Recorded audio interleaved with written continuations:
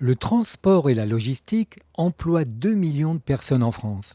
Le e-commerce se multipliant oblige à revoir les infrastructures de stockage et de distribution, ce qu'on appelle la supply chain.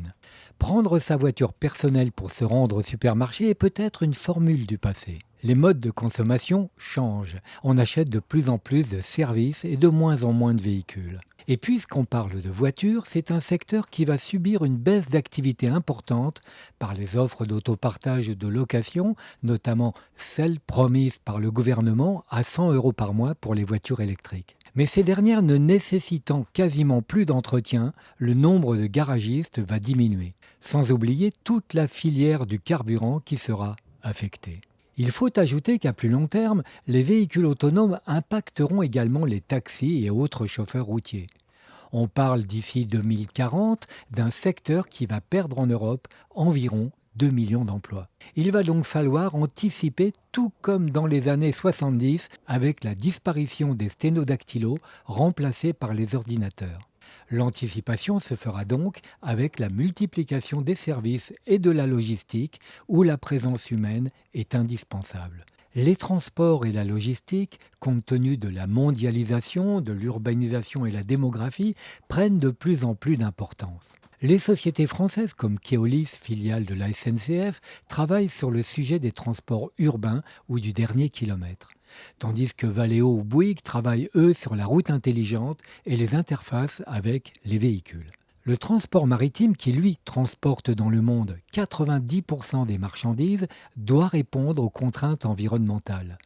Cela aussi bien pour les infrastructures portuaires que pour les navires. C'est ce que fait l'armateur français CMA CGM avec ses bateaux au GNL et bientôt à l'hydrogène. Dans les métiers du maritime, il en est un qu'on ne connaît pas beaucoup, c'est celui de pilote de port, embarquement immédiat.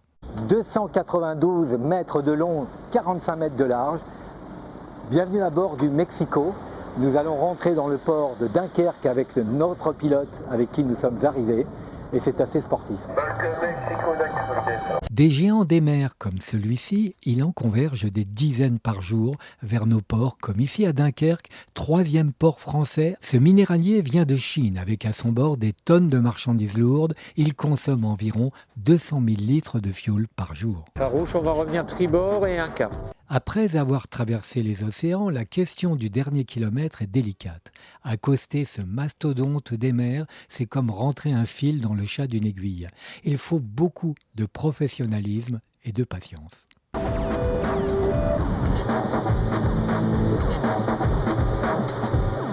Nous arrivons au terme de notre voyage, un peu moins de 5 heures depuis la dépose de l'hélicoptère jusqu'à notre destination ici, entre un pilote maritime et un commandant de navire aussi important que celui-là, une vraie collaboration.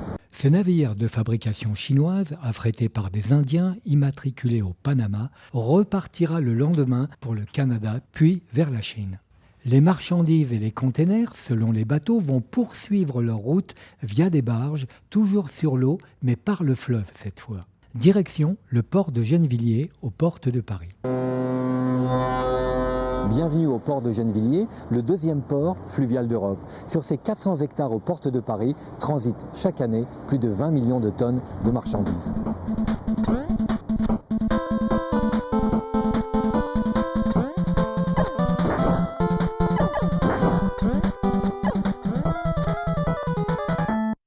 Ces containers viennent du monde entier. Ils contiennent aussi bien de l'ameublement que du textile, que l'électroménager.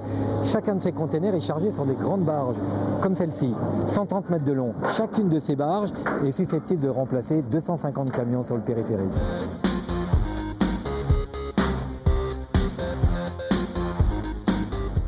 Sur cette plateforme dite multimodale convergent tous les moyens de transport. Suivant le type de marchandises transportées à partir du fluvial, on choisira plutôt le train ou la route, ou même les oléoducs pour le transport de produits pétroliers.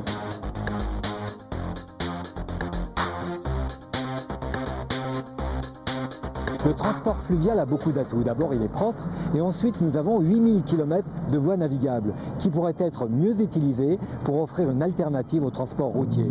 Mais une fois arrivé ici, aux portes de la capitale, reste à faire le dernier kilomètre, à la fois le plus cher et le plus compliqué.